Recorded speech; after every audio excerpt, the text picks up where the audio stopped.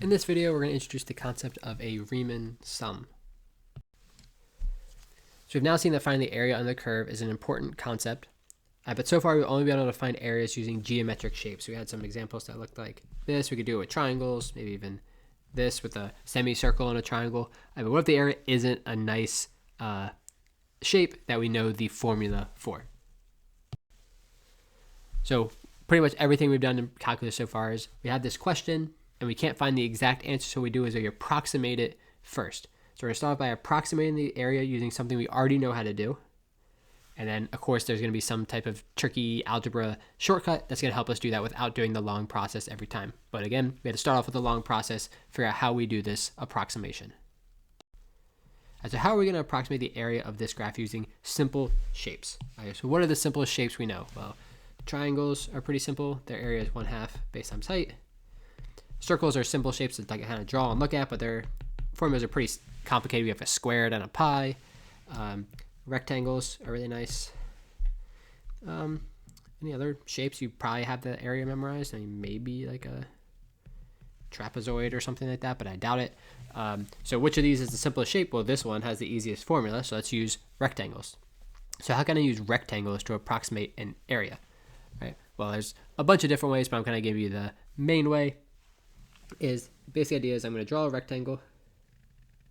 This encompasses the entire area I'm looking for. Right. So that'll be my first kind of guess, but that's obviously way more than I want for my answer. So instead of using one rectangle, I could use two rectangles. I could go up to the middle there, and then over to the right there. Now these two rectangles are a better approximation because you can see I'm missing this extra bit. I'm no longer have added to my area, and this extra bit here will cancel out with some of that there. So this red approximation of two rectangles is going to be better than the one green rectangle. Well, if 2 is better than 1, maybe 4 is better than 2. So you do a rectangle like this, a rectangle like that, a rectangle like that, and a rectangle like that. Now you can see, again, there's some parts that I had before that are no longer included. Right there and there.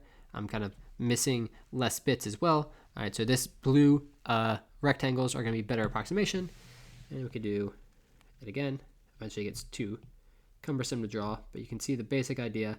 By making more rectangles, my approximation is going to be better and better. All right, so even in this yellow one, there's extra bits that I'm not hitting anymore. The bits that I'm missing now are shrinking as well. So the basic idea is using these rectangles, which have a very simple formula, I can get closer and closer to the answer for the actual area. All right, so we're going to use rectangles in order to approximate the area.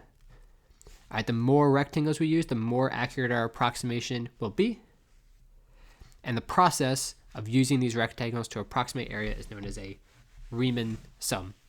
So sometimes on the AP test and stuff, they'll just reference this name, Riemann. That means you're doing this rectangle idea to approximate a more complicated area. All right, so the next thing we're going to discuss is how do we know how wide and how tall to make the rectangles? I was kind of doing it already in the picture for you, but how do you know they kind of look like this instead of like that or something like that? And there's actually 4 different methods we need to do this. So we're going to kind of break them down one by one and figure out how we can do these Riemann sums. So a quick summary of this video. We can approximate areas using rectangles. And again, rectangles, because they have the simplest area, it's just base times height. This process is called a Riemann sum, so that's just kind of a vocab word you need to know. And then just like with our average rate of change for derivatives, the kind of closer we get, the more we do, the better our approximation will be.